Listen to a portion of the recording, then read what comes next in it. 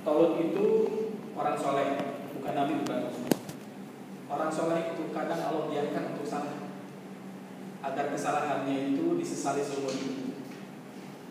Dan penyesalannya itulah yang menyelamatkan dia di hadapan Tuhan, dapat ampunan, dapat ridho dari Allah SWT.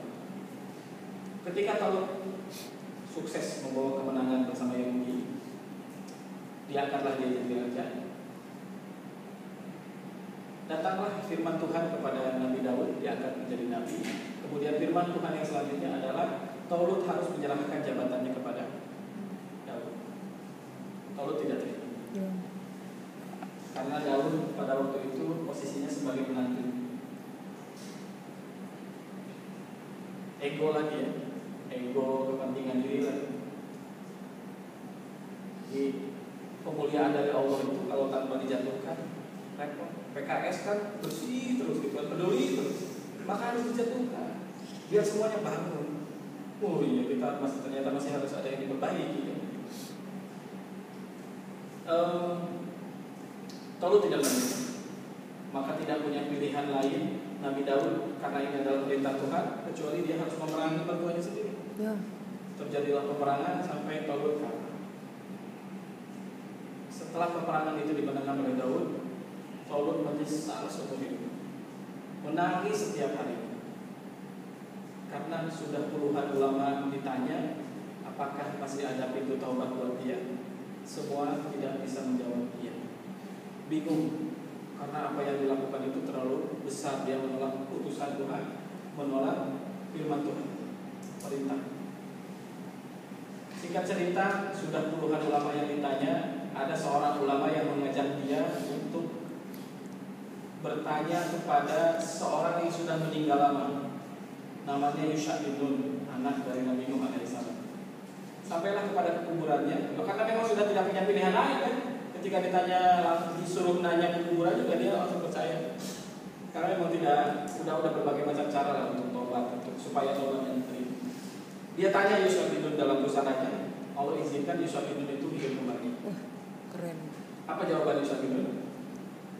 Jawaban pertamanya gini, demi Allah, sudah ribuan tahun saya menghuni pusara ini, tapi saya belum lupa sakitnya dicabut nyawa. Sebagai bukti lagi, kalau cabut nyawa sebelum umat Nabi Muhammad itu sangat sakit sekali. Kata Yusha bin Nun selanjutnya, kamu masih mungkin diterima tobat kamu, asal kamu berperang menjadi prajurit biasa di pasukan Daud. Syaratnya kamu berperang sampai terbunuh. Ketika itulah tobat kamu diterima. Maka dilakukan dan dia selamat pada akhirnya. Nabi Daud mewariskan kekuasaannya kepada Nabi Sulaiman. Nabi Sulaiman punya banyak anak. Ada hal yang menarik dari cerita Sulaiman adalah keistimewaan Sulaiman yang menguasai segala macam, ketundukan seluruh makhluk kepada dia, membuat Yahudi itu iri.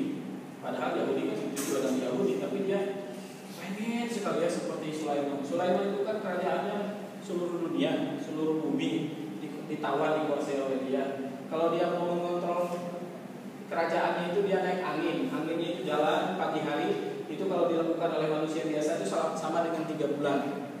Sore dia naik angin lagi, jalan lagi, itu sama dengan perjalanan 3 bulan manusia biasa. Jadi kehebatan Nabi Sulaiman itu bikin ngiri. Nah, disitulah ada aktor 2 malaikat. Nah, ini balik lagi kita ke awal.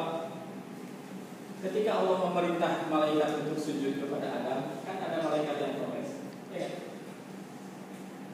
Kenapa engkau ya Allah menciptakan manusia sebagai pemimpin ini, padahal karakter mereka itu berbuat kerusakan dan menumpahkan darah, sedangkan kami adalah makhluk yang selalu bertasbih dengan memujimu dan mensucikanmu. Kata Allah, ini a'lamu ma la ta'lamun, aku maha tahu apa-apa yang kalian tidak tahu. Ada 2 malaikat yang protesnya keras. Kenapa dia protes keras? Didorong oleh gurunya siapa? Jajil. Maka Allah ambil 2 malaikat ini, dipanggil, namanya siapa?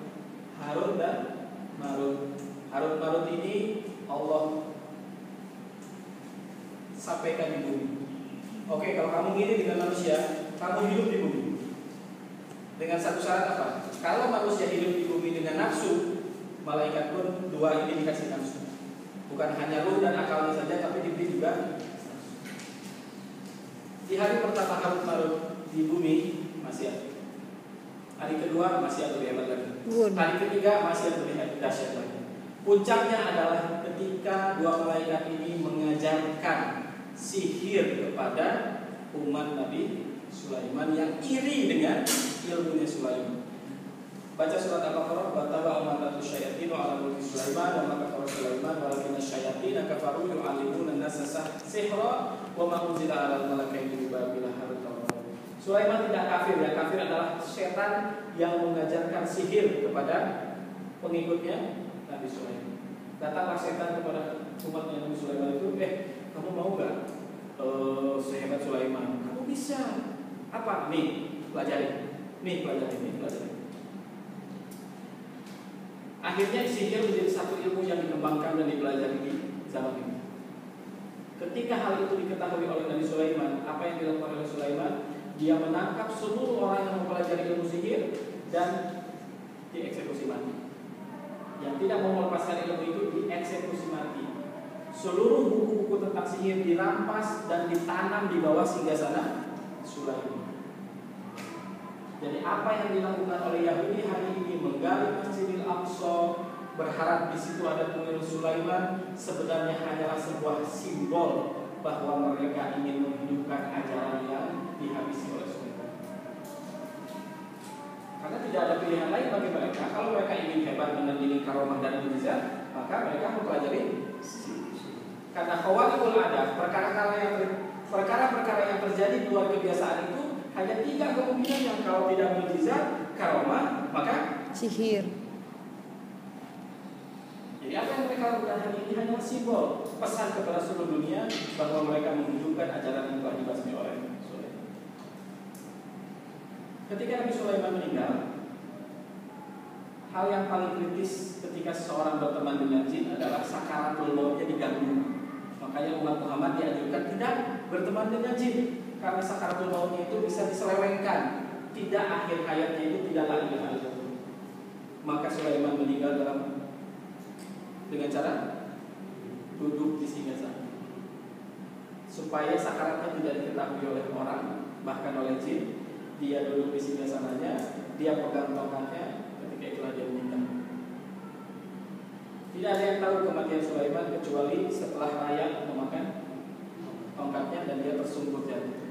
Kata jin yang waktu itu diperbudak oleh Sulaiman, wah kalau tahu dari dulu kita tidak lanjutkan ini proyek-proyek besar.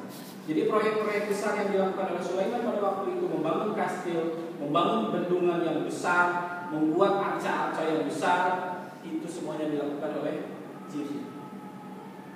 Klik di Google Solomon Island.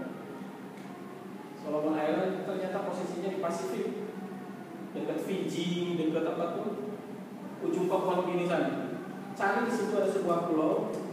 Di pulau itu tidak pernah ada fakta sejarah, tidak pernah ada prasasti, tidak pernah ada tulisan sejarah. Tiba-tiba ada arca-arca besar berbentuk kepala.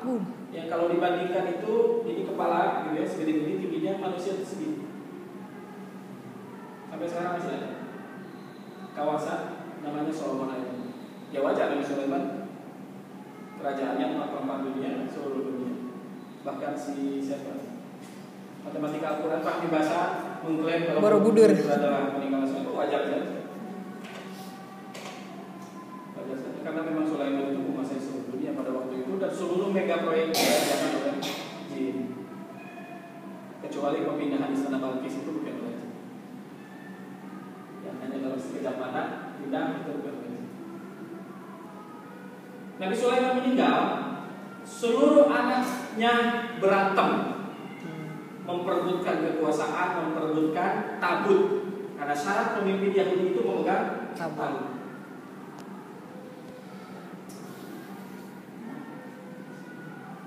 Dalam pertempuran sesama anak itu terjadilah penyerbuan yang dilakukan oleh Babylon, bangsa Babilonia. Babilonia dengan mudah sekali menaklukkan kerajaan Sulaiman pada waktu itu di Palestina. Ditawarlah Yahudi sekali lagi, setelah berkali-kali ditawan oleh kekafiran, ditawan lagi oleh kekafiran baru. Jadi sebenarnya Yahudi itu bangsa yang Tuhan pilih untuk mengajarkan manusia peradaban dengan kebenaran. Tapi berulang-ulang kesempatan itu mereka buang percuma. Dia diutuslah Nabi untuk selamatkan dia. Nabi Musa kan misinya satu kan, membawa Bani Israel dari penjajahan Firaun kan. Dan dari sejarahnya Yahudi itu selalu berada dalam lingkaran kekuasaan tapi tidak pernah muncul sebagai penguasa. Modus yang dilakukan oleh Firaun dengan Hitler adalah sama. Keduanya menyadari bahwa di rakyatnya ada satu bangsa benalu yang berbahaya kalau dibiarkan akan memperbudak bangsa lain. Maka keduanya mengambil istihad untuk menghabisi Yahudi, diusir dari tanah, diusir dari negara. Sama Hitler dengan Firaun sama. Kedua-duanya diangkat oleh Yahudi dan kedua-duanya yang membantai Yahudi. Makanya Hitler rusak namanya, rusak karakternya karena dia menghancurkan Yahudi. Satu-satunya Firaun yang monoteis adalah Firaun yang hidup bersama Nabi Yusuf. Tutankhamun namanya ya kalau nggak salah. Tapi itulah Firaun yang sering diceritakan dalam film-film Hollywood sebagai Firaun terbodoh, sebagai Firaun yang terzolim, sebagai Firaun yang paling kurang ajar. Semua film Hollywood cerita. Padahal dia satu-satunya Firaun yang monoteis, ikut agama Nabi Yusuf. Seluruh pemuka Yahudi dikumpulkan, diberi pilihan kepada mereka, apakah mereka akan dieksekusi mati atau mereka tetap jadi ulama Yahudi dan silahkan beragama Yahudi, tetapi doktrin agama Yahudi semuanya dirubah. Ketika itulah Yahudi mengambil kesempatan kafir sementara waktu. Oke lah, kita kafir aja dulu, nggak apa-apa. Nanti kan ada nabi akhir zaman yang akan menyelamatkan kita. Udah, kita kafir aja dulu. Nah, ketika itulah Yahudi agamanya diselewengkan. Kitab sucinya bukan lagi Taurat, tapi Talmud. Uzair itu anak Tuhan. Hak prerogatif agama itu dipegang oleh rabi-rabi, oleh pemuka agama yang sudah jadi budak kafir, budak kekafiran. Tapi mereka punya satu harapan, nanti di akhir zaman ada nabi terakhir yang akan menyelamatkan mereka. Baca surat Al-Baqarah. Penduduk Madinah selalu memerintahkan kemunculan nabi akhir zaman kepada Yahudi Madinah selalu memerintahkan kemunculan nabi akhir zaman kepada penduduk Madinah. Mereka lebih kenal kepada sosok Nabi Muhammad lebih dari kenal mereka kepada anak mereka sendiri. Itu bahasa Quran. Ada satu cerita menarik lagi. Ada seorang anak Sulaiman namanya Menelik, anak dari Balqis. Ternyata Balqis itu seorang ratu yang berkulit hitam atau negro. Ketika dia dipersunting oleh Nabi Sulaiman, dia tidak betah untuk tinggal lama-lama di istana Sulaiman dan kembali ke negeri asalnya, Ethiopia. Maka Meneliklah yang hidup di istana Sulaiman sampai besar.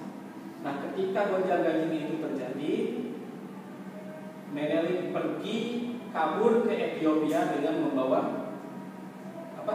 Benda itu?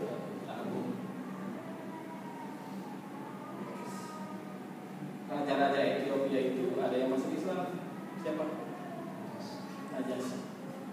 Najasyi ketika mendengar penjelasan Ja'far bin Abu Thalib tentang Muhammad SAW langsung menangis. Ini adalah hal yang sama dibawa oleh Nabi Musa dan Nabi Isa. Langsung dia masuk Islam hari itu. Najasyi. Katanya ketika itulah dia menyerahkan tabut kepada Ja'far untuk dibawa pulang ke Madinah karena pemimpin mereka sudah ada. Kan bicara tentang fakta kepemimpinan, syaratnya pegang tabut itu dikasih. Katanya hari ini tidak ada satu tempat pun tabut yang mungkin ada di situ. Yahudi sampai hari ini masih mencari loh tabut itu. Tidak ada satu negara pun yang diperkirakan di situ ada tabut kecuali mereka sudah serbu, mereka sudah obrak-abrik, mereka sudah gali dalam-dalam, tidak ketemu. Palestina, Ethiopia, bangsa yang dimiskinkan,